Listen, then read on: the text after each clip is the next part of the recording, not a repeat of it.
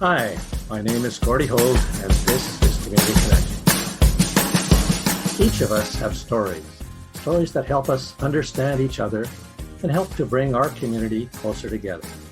I have been very fortunate to have met many interesting people who've had a positive, profound impact on our community and far beyond.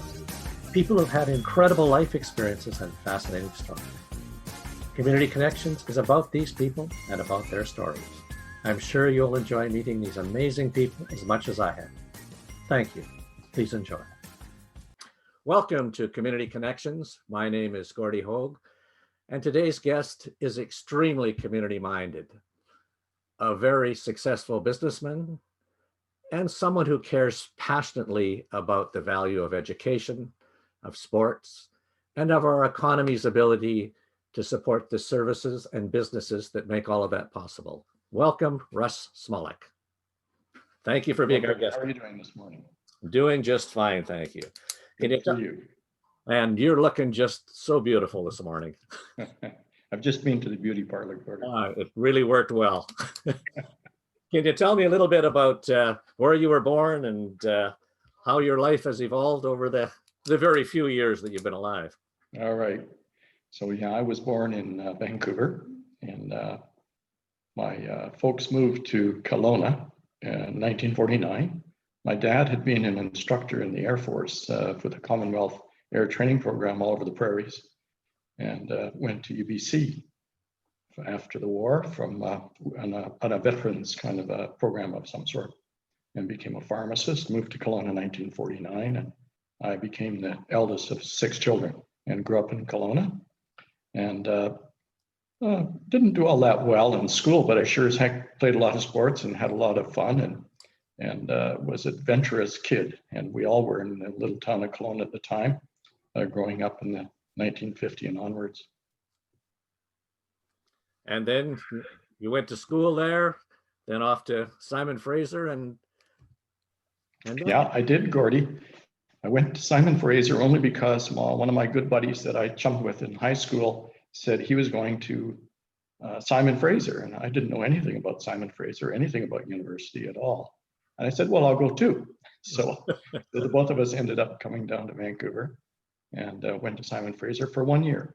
And after that first year, I went back to Kelowna for my summer work at Safeway store. And I worked there from the time I was about 15 years of age.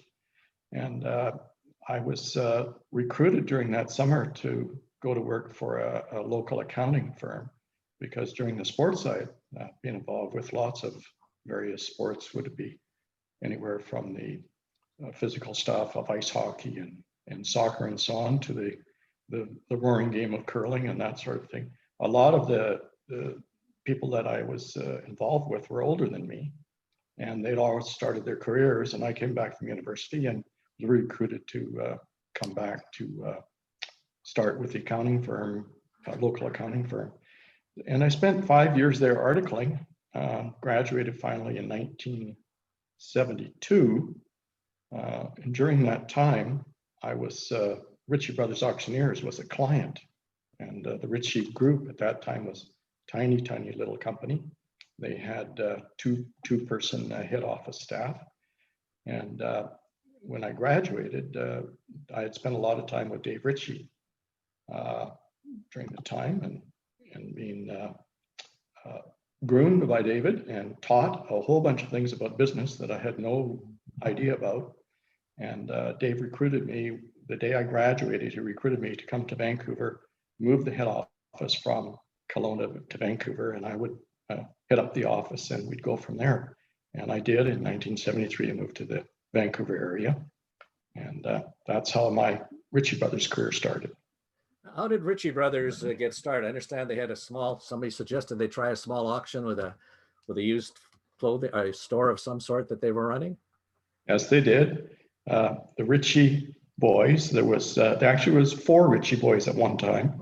And the eldest Ritchie boy was killed during D-Day and the invasion of Fortress Europe, D-Day. And the 3 surviving boys had a father that was a very, very smart guy, very brilliant guy. And he taught the boys a lot, and he showed them how to wheel and deal. And they had the OK Used Furniture stores. I understand the story. I've heard it so many times from Dave Ritchie. And the OK Used Furniture store, the boys used to go down to the store in Kelowna, the tiny little town at the time. And Mr. Ritchie would, Ritchie Sr.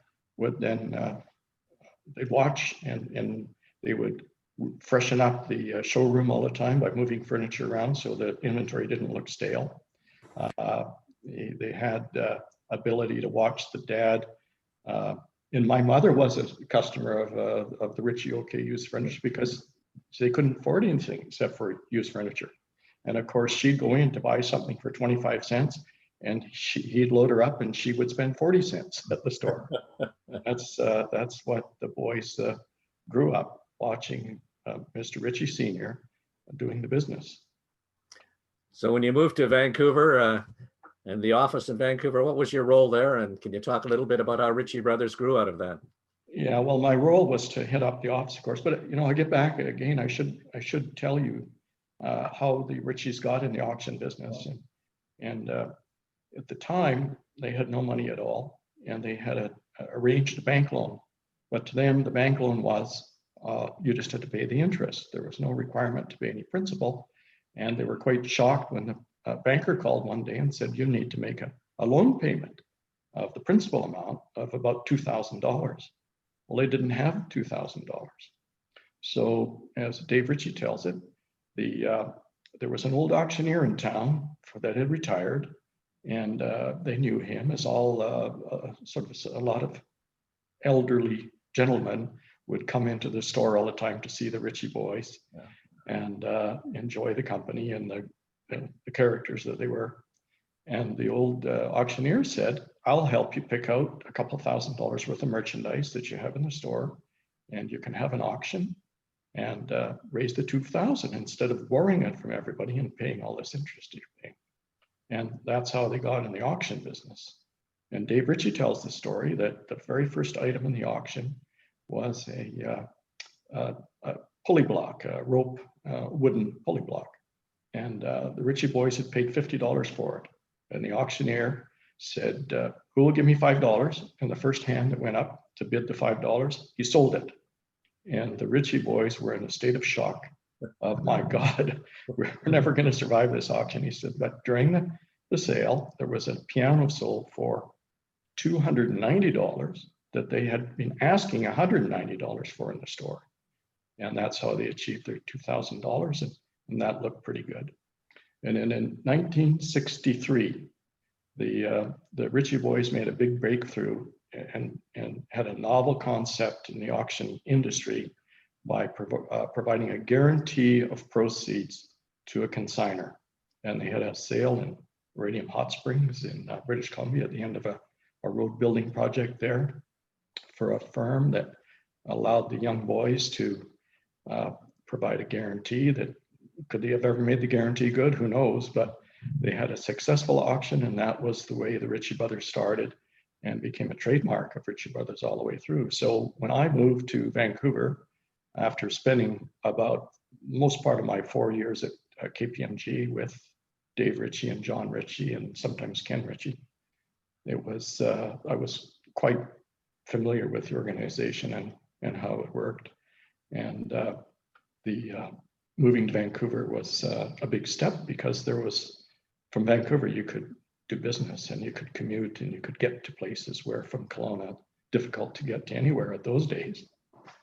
So came to Vancouver, we head up the office in Bridgeport Road in Richmond, and Dave Ritchie had bought a house and was going to make the office in the house. And of course, we didn't have any permitting or any municipal permits. And so we struggled with that for a little bit, but we prevailed, and that became our head office through the 1970s into the 1980s. From that time, we expanded our footprint, and I became a director of the company in 1974 and 1975. David Ritchie had bought all his brothers out and owned the whole of Ritchie Brothers, and came to four of us one day and said, rather than me not sleeping at night And you guys, why don't you buy the 50% I bought from my brothers, and then you guys don't sleep at night. And that's what we did. And we didn't sleep at night for a long time because we had some tough times. But, you know, if you have tough times and you stay together, I guess the saying is, if it doesn't kill you, it'll make you stronger. And that's what happened with us. It made us stronger. And we expanded our footprint initially across Canada, then into the States. We had large competitors in the States. We had several in Canada as well. And but we worked 360 days a year. And some days we only worked a half a day, from 7 in the morning till 7 at night. And some days we worked 3/4 of a day. And some days we worked a whole day. And by golly, I tell you what, we were a hell of a good group, and we did very well. And we expanded our footprint around the world. And through the 90s, we had operations in some 20 some odd countries. And I was on the road 212 days a year, someplace in some hotel. Goodness knows where it was. We expanded through Europe into the Middle East. We were in Australia, Japan, Singapore, and of course, Mexico. And also doing business in other countries as well, but we didn't have full-time operations in those countries. So you've described Dave Ritchie and his personal qualities and the uniqueness of his perception and his ability to understand people and to engage. And can you talk a little bit about that and your experiences with him around those experiences? Well, I'll tell you what, Dave Ritchie's a hell of a guy. He's a very smart guy. He's kind of disarming in a way, how intelligent he is, that he can carry a conversation. He loves people. And one thing he likes to do is see people be successful, including all of our customers, whether they be consigners or buyers, that nobody ever gets cheated by Dave. And that was sort of the tenet, the basic kind of principle in which the whole firm was structured. And I remember, well, Dave treated everybody well, including his partners. And as we sort of matured, we ended up having 15 partners in the organization, 4 of which were at the head office. I became the chief operating officer and president of the company. And we had a couple of others at the office, and the other partners were all then moved around the world to become managers of different geographic parts of the world. And we all met all the time, and we all had a lot of fun, but we sure worked hard. But we get back to David. He loves to see people successful and have a good time. And you'll see David kind of sitting back a lot of times. He's not sort of forefront in the action, but he loves a good time. He loves to see people be successful. I can tell you, there's so many stories I can tell you. He's a generous guy. He's a people guy, as I said before. I can tell you a couple of stories of high water mark. We had a really tough auction in 1975, September 28th, 1975 it was. And we had bought, one thing people hadn't realized is that the Ritchie brothers, as I mentioned earlier, had guaranteed performance come hell or high water. We still sold everything unreserved. So if we were into a package of equipment, or in this case, it was a plywood plant that we were selling that had gone out of business, and the sale wasn't going very well at all compared to the appraisal that we had paid for some appraisers to come and appraise this plywood plant. And during the auction, we had what we call an absentee bid on a piece of equipment that was in the auction, and the absentee bid was for $14,000, and we were selling this piece, and it was $5,500, now $6,500, $7,700, $7,500, sold $7,000. And this gentleman came out of the crowd and said, "You can't sell that for $7,000. I need that in my plywood plant in Idaho someplace." And I had a bid on this thing of $14,000. And Dave turned to me, and I was clerking at the time. And David said, who bought that piece, Russ? And I said, well, it was an absentee bid, such and so from Idaho. And David said to this gentleman, are you this Mr. Brown, let's call him, from Idaho? And the guy goes, yes, I am. And David said, you bought it for $7,000. And here we had $14,000 of this gentleman's money to spend. And we spent his $7,000, just like we told him when he put the bid in, we would treat him as though he was at the auction. And he was at the auction.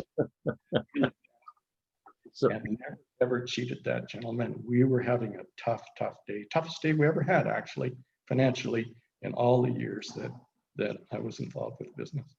Yeah, it stayed that principled right till the end of it there. Can you talk about the evolution and then eventually getting listed on the New York Stock Exchange and what that was like? And well, that was an experience. You know, I mean, really, here you have these people, these kids from Kelowna. We were never, I mean, I have a CA degree, but never educated to the point of having experience in the finance end of things. But we did gather around us some really top-notch young people. And I won't mention all their names here, but they know who they are. Really good guys. And we gathered some real strong people around us that had some experience and very brighter than we were. We always tried to hire people brighter than we were. And we had in 1993, bought a yard in just south of Olympia, Washington. And we had bought a yard in Fort Worth, Texas. And they became the models of how we're going to have purpose-built facilities that we would conduct these auctions in. And they'd be regional, about every 500 miles apart. And we had tracked carefully, or I had tracked carefully, or our team had tracked carefully, the results of the goings on in those facilities. Well, my goodness, our sales doubled, but our profits quadrupled. And unintended consequences, we had really good people now lined up wanting to come to work for us. And before that, we were moving all the time. So we'd be in say, Euless, Texas. We had rented a yard there for about 3 years. And as it starts ready to be developed, then we had to move along. And so we were working out tents all the time. And it might not have looked so attractive to folks that we were trying to recruit to come to work for us and hitch their wagon to our pony. And so there was some unintended consequences, but also within the community, it became really a solid thing, and a lot of support within the community and within the business community as well. So we decided we needed to roll this same sort of thing out all around the world. You know, was a pretty big dream at the time, really, when you really think about it. And as we sort of marched through 1995, 1996, 1997, it was, well, how are we going to do this? And I remember we had all kinds of meetings with various financial concerns. We could borrow the money. We did have people lined up that were willing to lend us the money, but the terms weren't very attractive. We had private equity groups that wanted to, but as we started to sort of do a little research and start to understand angel investors, sometimes best we, have a different plan. And so we decided, well, what if we went public? And so again, I hired a bright young guy, that's a tremendous guy, and to help us sort of through this, and a couple of other of my kind of accounting group and senior management accounting. By that time, we had grown quite, we were pretty good size, and we weren't a two-man office anymore. And so we went to one of the major Canadian banks and said we were thinking about going public. And actually, the CEO of the bank came out and had a meeting with us and came to the conclusion. He kept looking at his watch because he had a plane to catch and wasn't too interested, we thought. So we had thought, oh my goodness, that's not gonna, maybe we're gonna have to go to plan B or plan C. And then Dave Ritchie said, well, why don't we call Bear Stearns or Merrill Lynch or something like that? Because we had heard those names. So we called Merrill Lynch. And I'll never forget, I had made this nice little package. It's very simple, like maybe a 15-page kind of an outline of who we were and what our prospects were and what our plans were. And we did meet the Merrill Lynch guy down in Waterfront Hotel in a clandestine meeting in the coffee shop, myself and one of my key guys. And he wasn't very excited about the prospects. And, you know, in the end, of course, he's a Merrill Lynch guy for all of Canada. So he didn't care if it's a mine or a diaper manufacturer or a corn farm or what it was. It just, to him, it's money. And I said, well, look at this. Our sales are going straight up. Our profits are going straight up. We've got great people. We've got a young management team. We've got all this stuff going for us. And we're in 20 countries. And he wasn't very impressed. So we left the meeting and we're driving back. And it was in the early days of cell phones. I actually had a cell phone. And my cell phone rang, and it's this Merrill Lynch guy. And he said, God, I've got to get you guys on a plane to New York right away. I just talked to my people in New York about you. And they said to me, you had Ritchie Brothers interested in being involved with us and you let them get away? Go get them right now, get on a plane and get back to New York. So we did. That was the start of the project. It took us about a year and a half beyond that. And we became a successful entry in the New York Stock Exchange. And we rang the bell on March 8th, 1998, and became a public company. And Dave Ritchie and myself and our partners were all there. And tremendous guys, all these partners, I got to tell you. And I'll tell you one other thing we did, Gordy, that's important to me. And again, with Dave's leadership, that we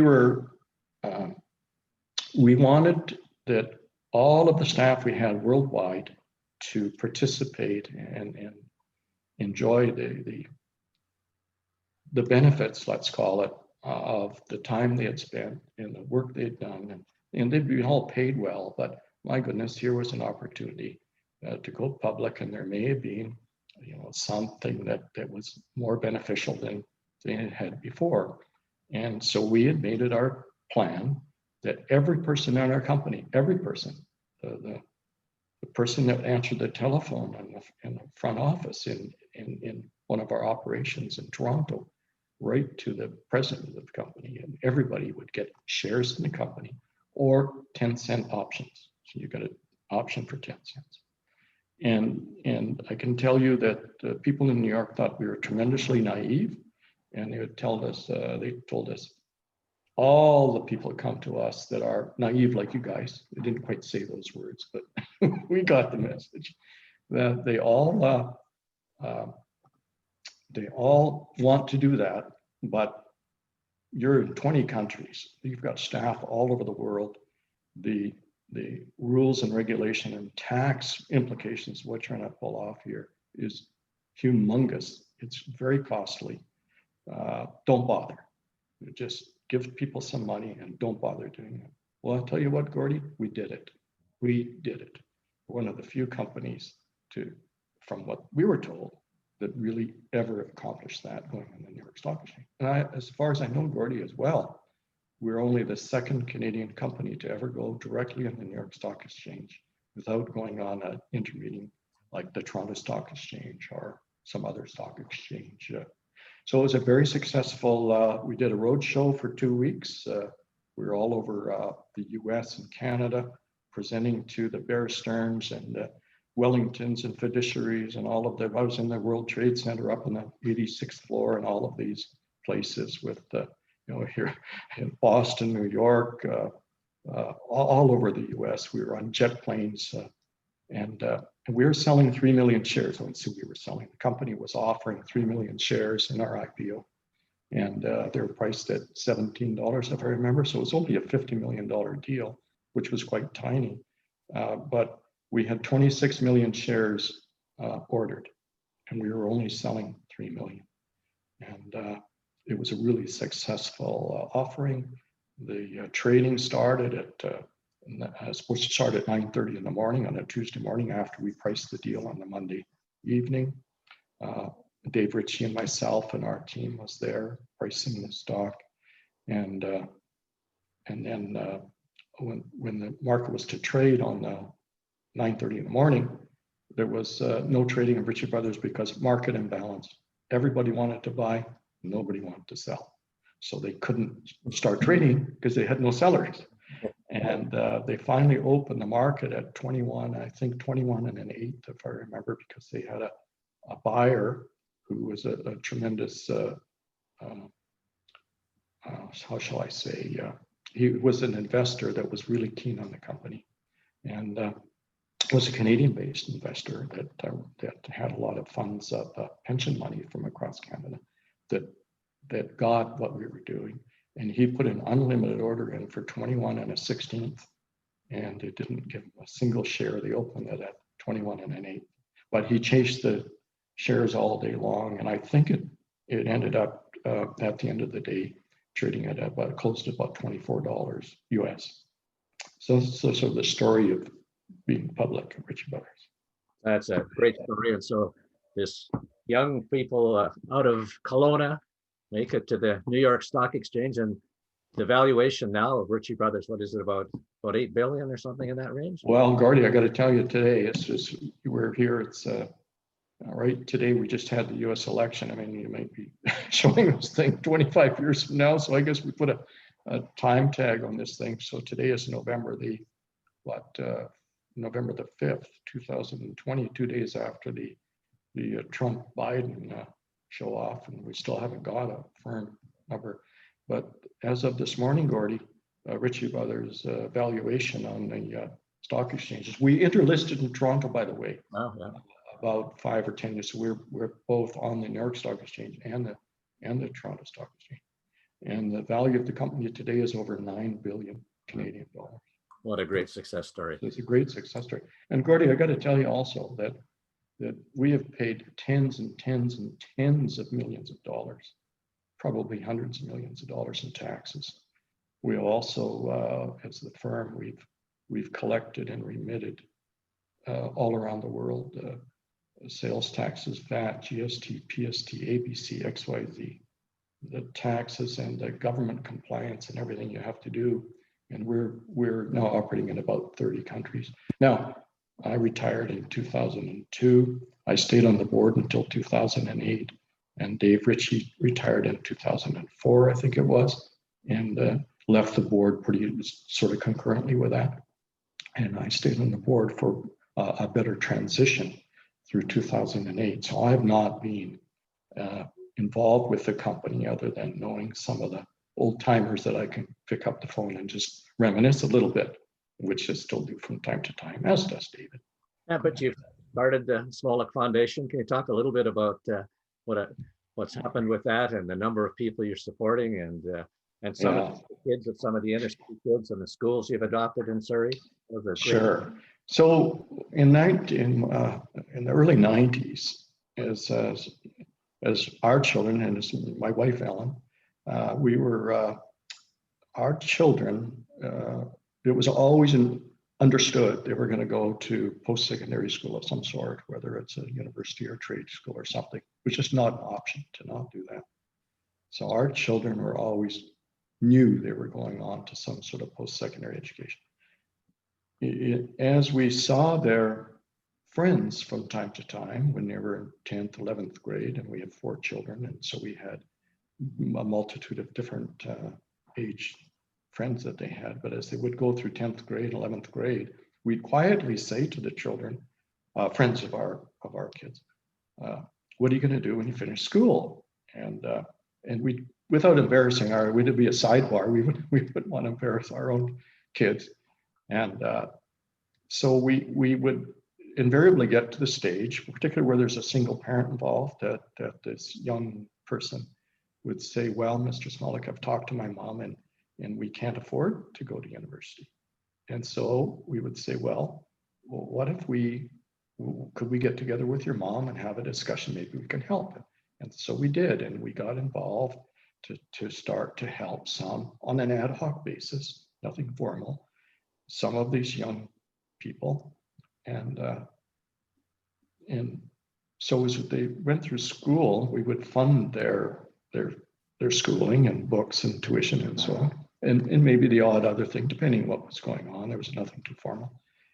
And what we found was the kids responded to us because now they had another adult interested in what they were doing.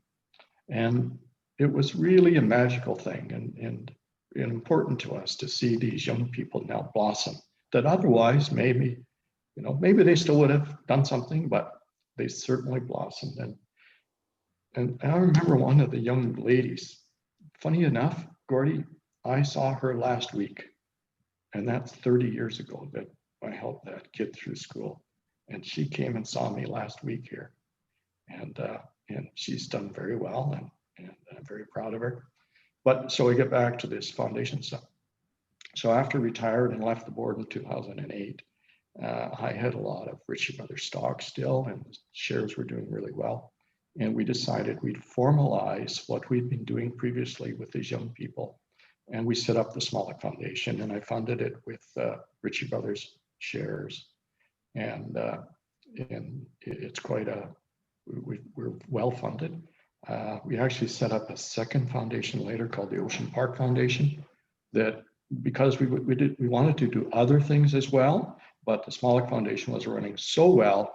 Now the Smallick Foundation is supported in some part by the Ocean Park Foundation, but the Ocean Park Foundation does other things.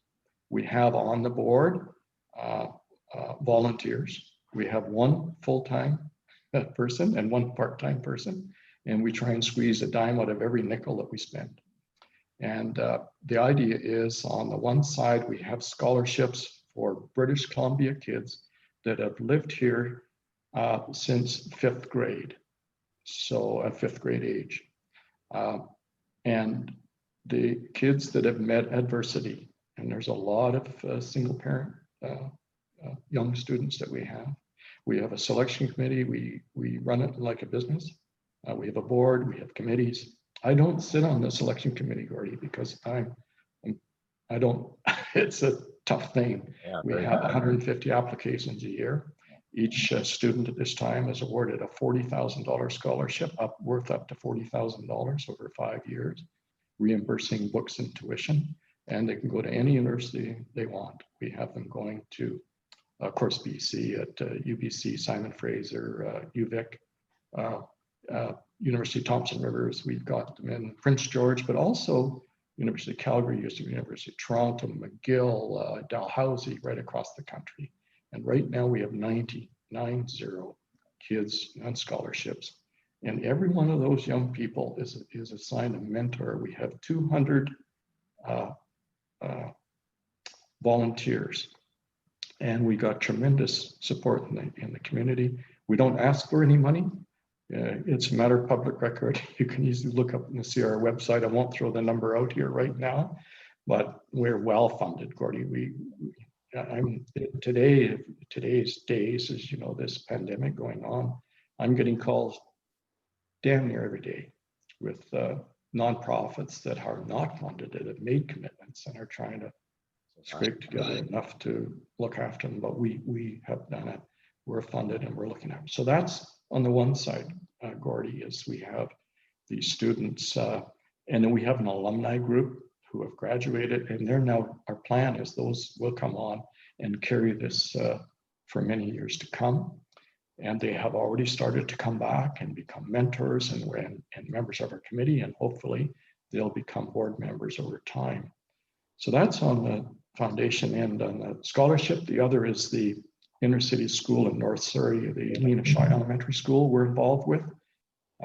There's 550 young kids in this inner city school, and we deal mostly with the 5th, 6th, and 7th graders. There's 200 of them roughly, and we run tremendous programs and field trips, and in the school programs. So we run a summer camp, and I think we're doing really well there, and we call it expanding horizons for these young people to show them parts of the world and opportunities that may be open to them. We also are connected with all the universities and So of course, UBC, Simon Fraser particularly, we run the Smallick Prize at Simon Fraser University, $100,000 prize every second year for the best enhancement of public education in British Columbia. And there's an own committee that selects that. We're not involved in the selection again there. So we're doing a lot of work. It's a lot of time as well. And of course, the money. The harder part is finding the time to do it all, Gordy. Yeah. Can you talk a little bit about the Lena Shaw and the kids you take for a helicopter ride and visit hospitals, and particularly some of the stories you can tell about are very personal stories about taking them out for dinner at a high-end restaurant and with that. I think that really touches the emotional side of the impact that has. Yeah, well, and that's sort of an interesting story, Rory. I ended up, so my wife decided she wanted to get involved with a group of young people that we'd follow through school. So it'd be a elementary school group, and then she'd follow right through grade 12 and then do more and more with them as they went along. And I said, well, you go ahead. I'm not really too interested in that because we've got enough going on here. We travel a lot too, Gordy. So she came home one day after meeting with a bunch of educators and saying, I'm not going to do this, follow this group through school. I said, well, that's good. We've got lots to do otherwise. And she said, no, what I'm going to do is get involved with the grade 5s, and every year. I said, well, a class? She said, no, all the grade 5s in the whole school, because the educators don't want one elite grade 5 class. They want them all or nothing. So I'm going to do all of them, and then every year we'll do something more exotic with them as they go through grade 6 and grade 7. But that'll be the end. We'll just keep bringing on the grade 5s every year as well. So they came back after a few meetings, and she said, well, some of the teachers want to go to the aquarium, and some want to go to the local park, and someone. I said, well, that's lame. Which kids want to do that? So she said, well, then you do it. Here's the whistle. You go do it. Well, I happened to be taking flying lessons at the time. I was getting my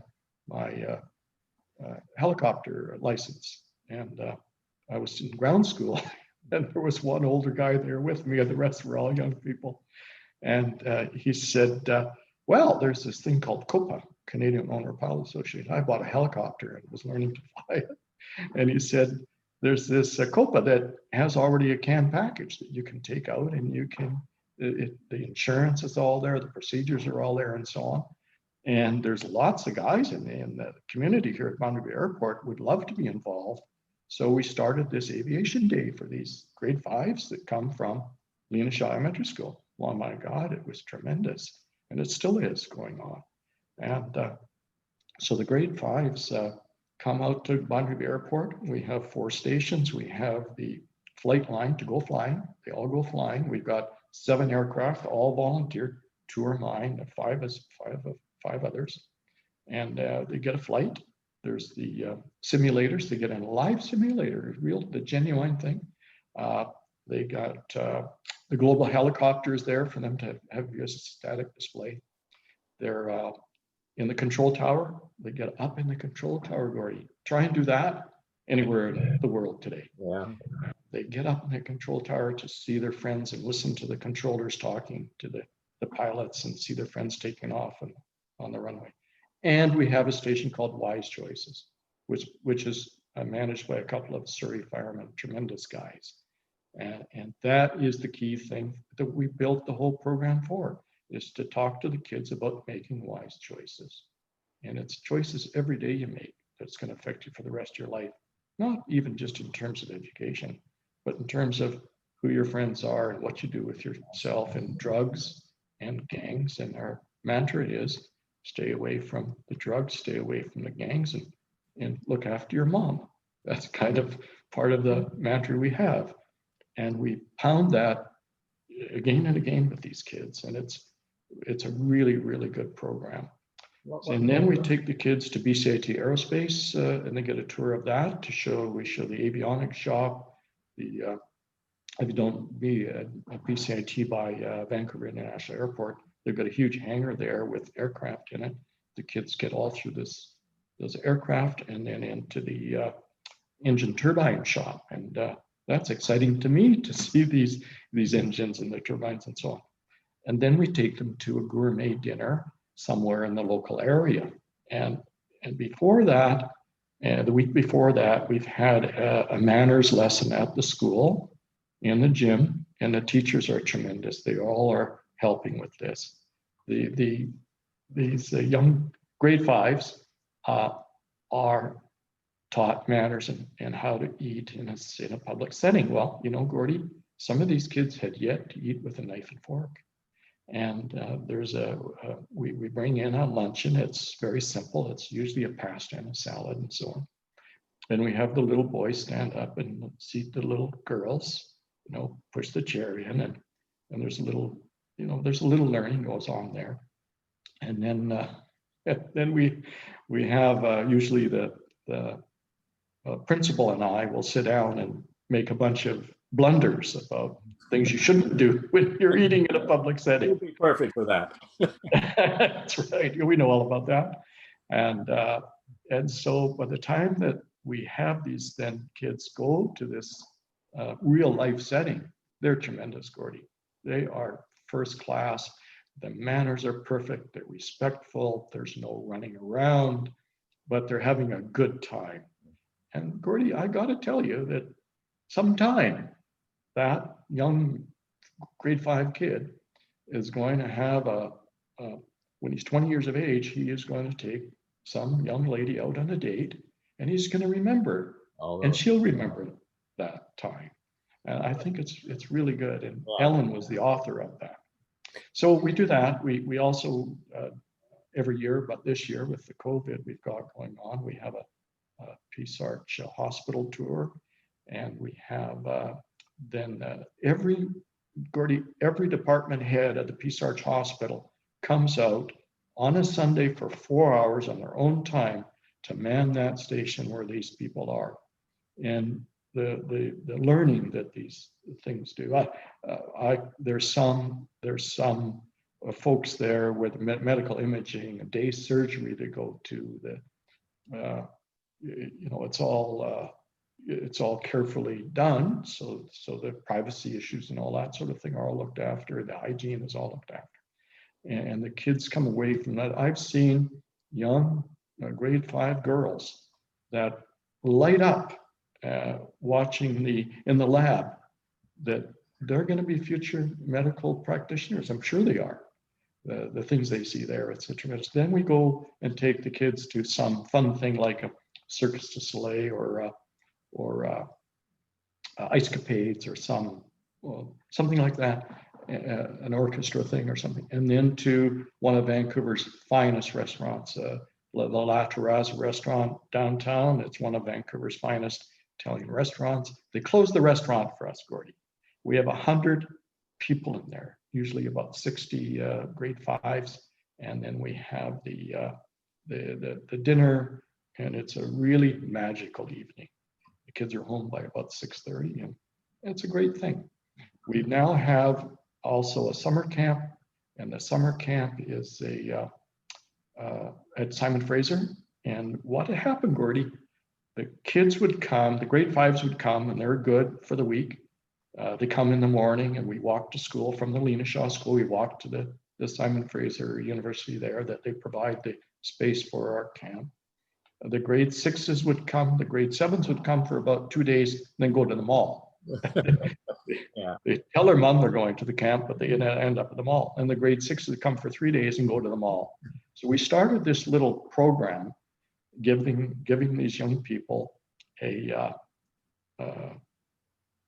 it's a mini scholarship, and it's earned by making perfect attendance at the summer camp.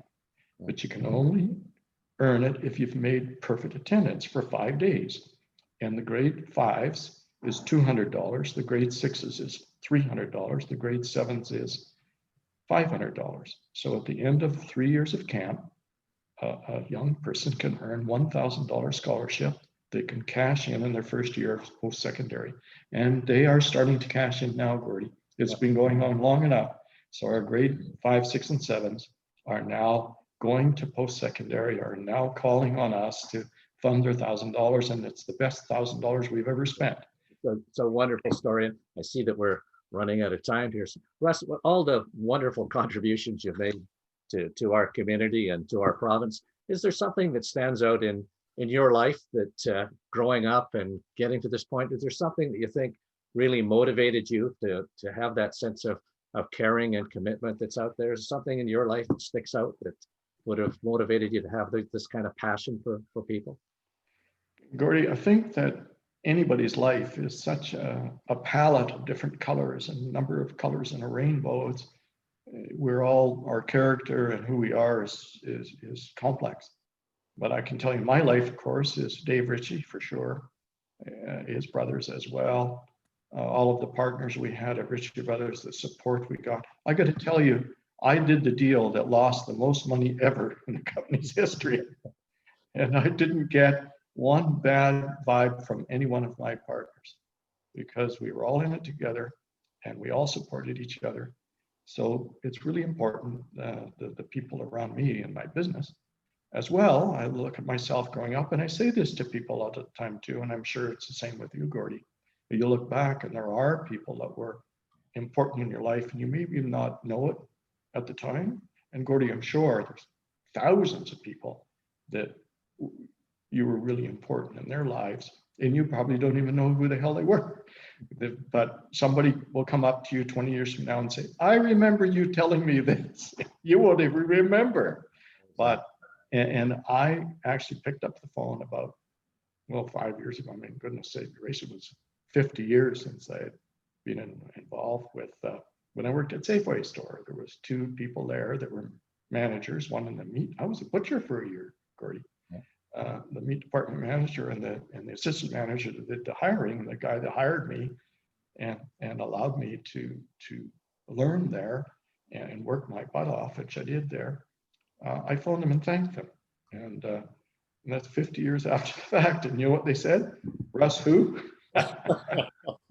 Yeah. But there are people, I think, Gordy, that are important in our life, and of course our family and all the people around us. I've got great kids. I've got 2 children and 2 stepchildren, and they're all important in my life as well. So it's a wonderful story, Russ. Thank you so very much for sharing it with us on Community Connections and the wonderful contributions you've made for so many years in a difference in so many people's lives. And we have those people that you've referenced that say things to us or make comments, but it's people who pick up and listen to those that make a difference. And you certainly have in the lives of so many and in our community. Thank you for joining us today on Community Connections. Please tune in to our next show as more amazing people share their wonderful stories. If you haven't already, please click on the red subscribe button below, right down there, and view our updates. Feel free to leave any thoughts or comments that you may have. We're always trying to do a better job of connecting this wonderful community. Thanks again for joining, and until next time, keep connecting. Thank you.